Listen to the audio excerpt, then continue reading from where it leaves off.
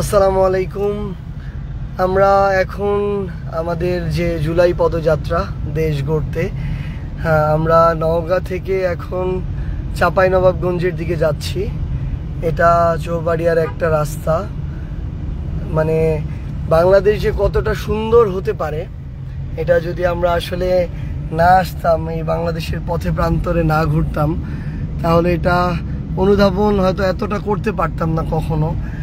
মানে আমাদের সাথে এখানে ড্রাইভিংয়ে আছেন আমাদের সহযোদ্ধা আমার আসলে হাসনাত আব্দুল্লাহ। ড্রাইভার অসুস্থ এই কারণে পিছনে বসে আছে, আমাকে ব্যাকআপ দিতে হচ্ছে।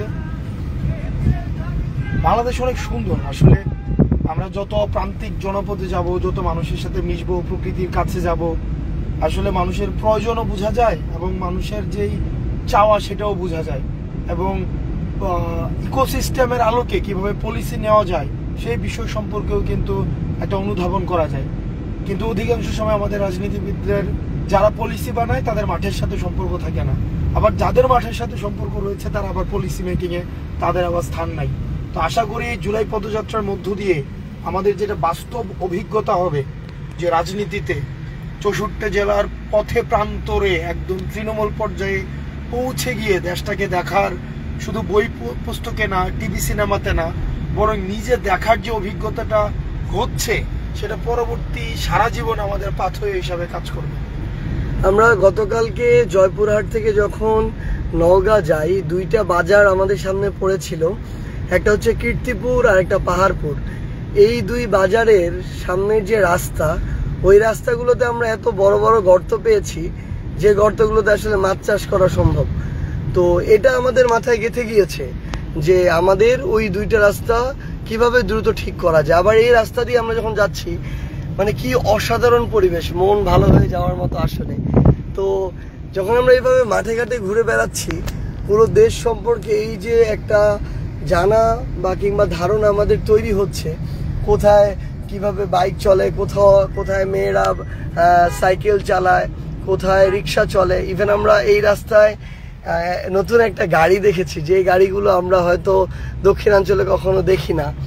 তো এই অভিজ্ঞতাগুলো হয়তো আগামীতে আমাদেরকে হেল্প করবে যেন আমরা বাংলাদেশের গুরুত্বপূর্ণ পলিসি মেকিংয়ে ডিসিশনে কাজ করতে পারি। আর একটা জিনিস আমার এখন মনে হচ্ছে, বা আমাদের সবারই মনে হচ্ছে, আমাদের দলটা আত্মপ্রকাশ হওয়ার, আমাদের এনসিপির কিন্তু এখনো 6 মাসও হয়নি, কিন্তু বাংলাদেশের ইতিহাসে প্রথমবারের মতো কোনো একটা রাজনৈতিক দল অফিসিয়াল সফরে পুরো কেন্দ্রীয় নেতৃবৃন্দ সহ আমরা বাংলাদেশের 64টি জেলায় যাচ্ছি 1 মাসের মধ্যে।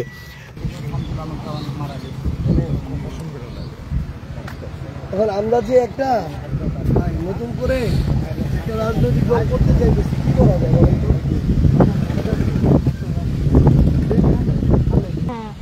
পড়াশোনা রাজশাহীতে করেছি, এখন জব করি এলজিডিতে। তো আপনাদেরকে ধরেন শুধুমাত্র অনলাইনে দেখা, ফেসবুকে আর টেলিভিশনের পর্দায় যাচ্ছিলাম, পরে দেখলাম এই জায়গাটা অনেক সুন্দর।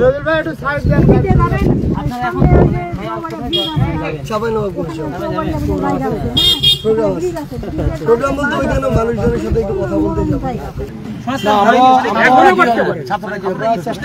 এখনো করতে পারেনি ভাই, না এত হয়নি, এখনো মুক্ত করবে, এখনো কি সরাসরি মুক্ত হবে। এবার একটা জিনিস শুধু বলি, সেটা হচ্ছে কি, প্রথম কথা হচ্ছে সরকারের পরিবর্তন হয়ে গেছে, শুধু গল্প, লেকচারে, বক্তব্যে।